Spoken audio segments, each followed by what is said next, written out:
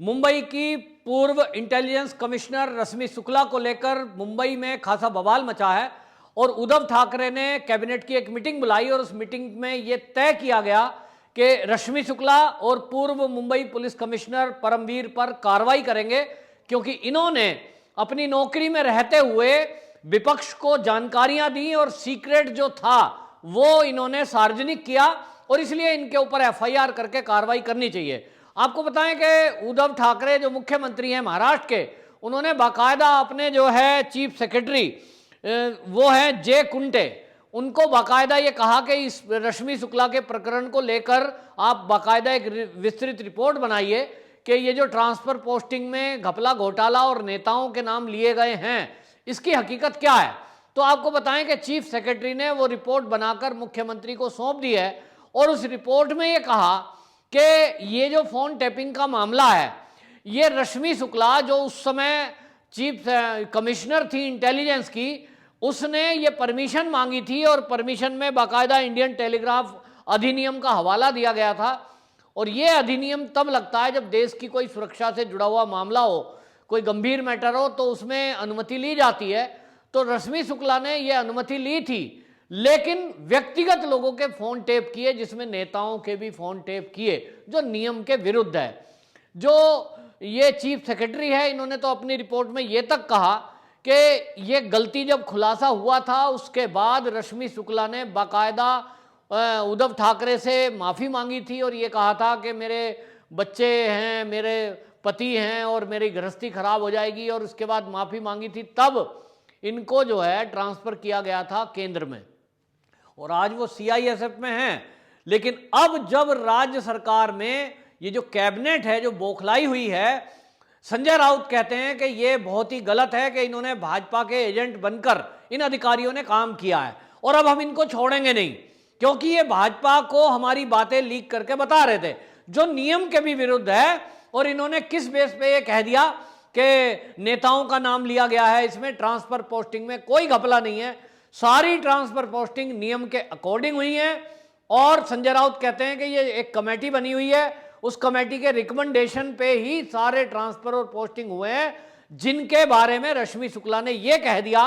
कि ये पैसे लेकर या दलाली के बीच में हुए हैं और इनके बेस में जो शरद पवार हैं एनसीपी के नेता, या उद्धव ठाकरे या आदित्य ठाकरे, इनकी इन्वॉल्वमेंट है। मतलब कुल मिलाकर जो सत्ता में बैठे हुए एनसीपी, कांग्रेस और शिवसेना के लोग हैं, इन्होंने एक सिरे से ये रश्मि शुक्ला की रिपोर्ट को खारिज कर दिया और यहां तक धमकी दी है कि हम जो पूर्व मुख्यमंत्री हैं महाराष्ट्र के देवेंद्र फडणवीस, जिन्होंने ये पूरे मैटर का खुलासा करते हुए ये कहा था कि मेरे पास ये पेपर हैं जिसमें लिखा है किसने कब क्या बात करी, किसका ट्रांसफर कब हुआ और कहां हुआ। तो ये कहते हैं कि ये भी एक दस्तावेज है जो गवर्नमेंट का गोपनीय दस्तावेज है और ये देवेंद्र फडणवीस ने बाकायदा प्रेस कॉन्फ्रेंस में इसको सार्वजनिक किया है। तो हम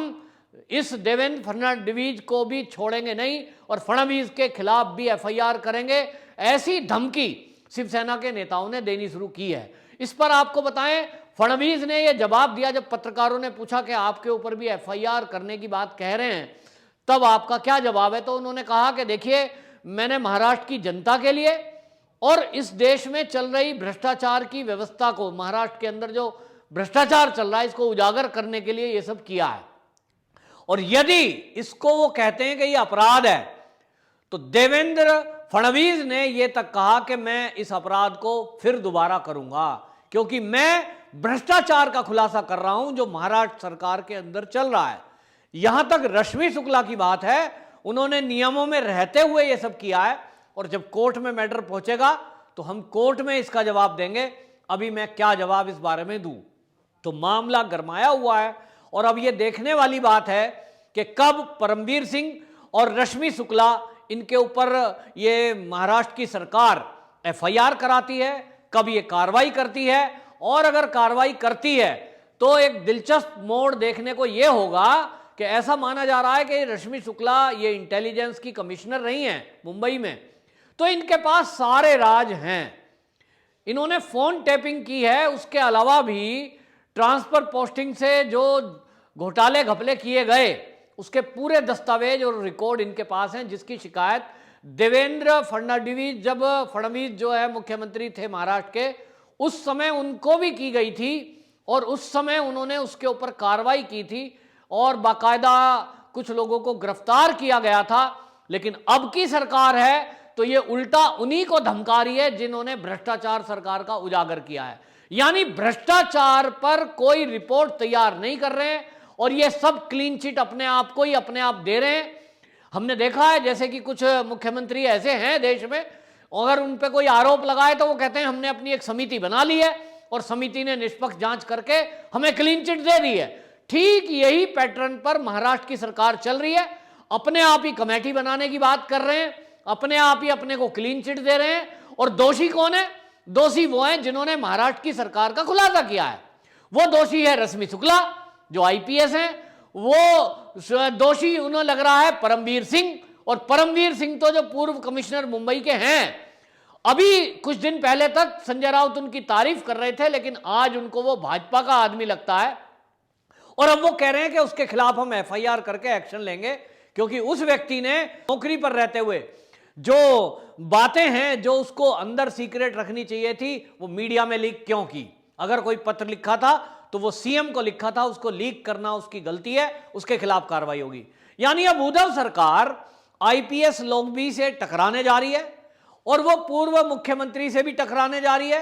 अगर वो कोई खुलासा या जांच नहीं करना चाहती तो अपनी सरकार के अंदर बैठे हुए लोगों की जांच नहीं करना चाहती। और आपको बताएं, ऐसी खबरें आ रही हैं कि जो ये कैबिनेट की मीटिंग उद्धव ठाकरे ने बुलाई थी, इसमें सभी दलों के नेताओं को बुलाया गया था और इसमें गृह मंत्री अनिल देशमुख भी शामिल हुए थे। और जैसे ही ये मीटिंग शुरू हुई, अनिल देशमुख ने अपना मुद्दा उठा दिया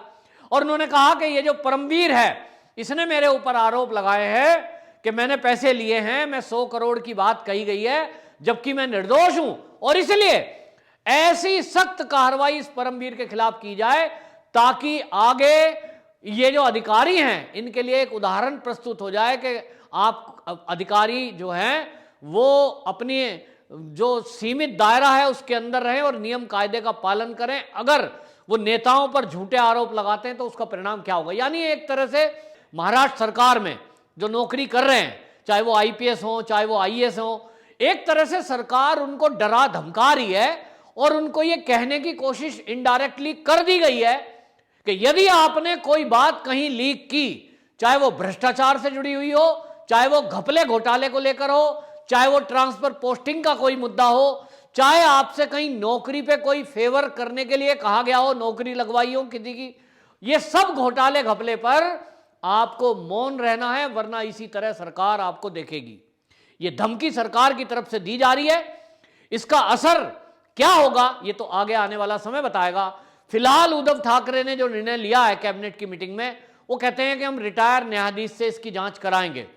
तो अगर रिटायर न्यायाधीश इसकी जांच करेंगे, इसके पहले परमवीर सिंह जो कि सुप्रीम कोर्ट गए थे और फिर उसके बाद हाई कोर्ट मूव करने को सुप्रीम कोर्ट ने कहा था,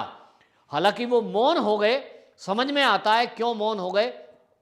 लेकिन अगर वो कार्रवाई होगी और इसके जांच में सीबीआई बीच में